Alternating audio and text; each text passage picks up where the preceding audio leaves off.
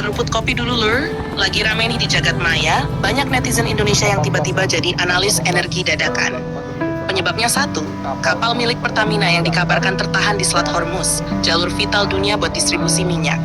Langsung muncul kekhawatiran, wah ini bahaya, Indonesia bisa krisis energi, bisa kelaparan, bisa kacau.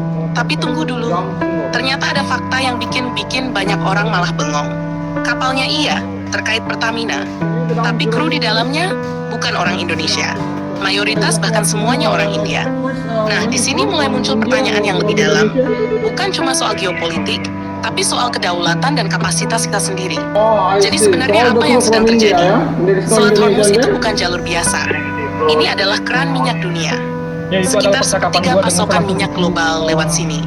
Kalau ada ketegangan militer, konflik, atau sekadar ancaman, efeknya langsung terasa ke seluruh dunia, termasuk Indonesia. Dan ketika ada kabar kapal yang berkaitan dengan Pertamina tertahan di sana, wajar kalau publik langsung khawatir. Tapi kekhawatiran itu berubah arah ketika fakta kru kapal terungkap. Ini bukan soal nasionalisme sempit, tapi lebih ke pertanyaan logis.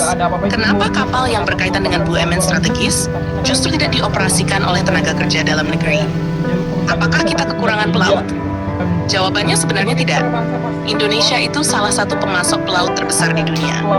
Ribuan bahkan puluhan ribu pelaut Indonesia bekerja di kapal-kapal asing, dari tanker minyak sampai kapal pesiar.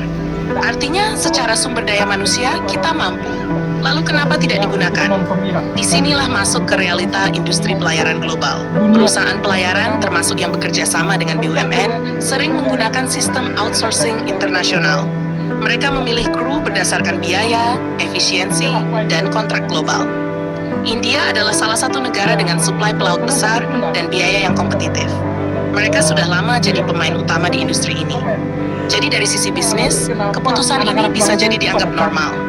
Tapi dari sisi publik Indonesia, ini terasa janggal. Karena yang dipertaruhkan bukan sekadar bisnis, tapi simbol negara. Bayangkan, kapal terkait energi nasional berada di wilayah konflik, tapi tidak ada satupun warga negara sendiri di dalamnya. Ini menimbulkan kesan, apakah kita hanya jadi pemilik nama tapi bukan pelaku utama? Lalu muncul pertanyaan berikutnya, apakah kita salah merasa kecewa? Jawabannya tidak sesederhana iya atau tidak. Di satu sisi, sistem global memang seperti itu. Efisiensi jadi prioritas. Perusahaan akan memilih opsi paling ekonomis dan praktis. Tapi di sisi lain, untuk sektor strategis seperti energi, negara biasanya punya pendekatan berbeda. Beberapa negara bahkan mewajibkan penggunaan tenaga kerja domestik untuk aset-aset vital mereka. Karena ini bukan cuma soal biaya, tapi soal kontrol, keamanan, dan kedaulatan. Nah, Indonesia ada di posisi tengah. Kita punya kemampuan, tapi belum sepenuhnya memprioritaskan itu dalam semua lini operasional strategis. Dan kasus ini jadi wake-up call buat banyak orang. Bukan karena krunya orang India, itu bukan masalah utamanya. Tapi karena ini membuka realita bahwa kita masih bergantung pada sistem global, bahkan untuk hal yang menyangkut kepentingan nasional. Lalu apakah ini berbahaya? Secara langsung, belum tentu. Kapal tetap beroperasi sesuai standar internasional. Kru juga profesional. Tapi secara jangka panjang, ini jadi pertanyaan besar. Kalau suatu saat terjadi eskalasi konflik lebih besar, siapa yang benar-benar mengendalikan aset-aset penting kita? Dan apakah kita punya cukup kendali atasnya? Disinilah diskusinya jadi lebih strategis. Indonesia sebenarnya punya peluang besar. Kita punya SDM pelaut, kita punya BUMN energi besar, kita punya kebutuhan domestik yang tinggi. Tinggal bagaimana kebijakan diarahkan. Apakah kita akan terus mengikuti arus global sepenuhnya?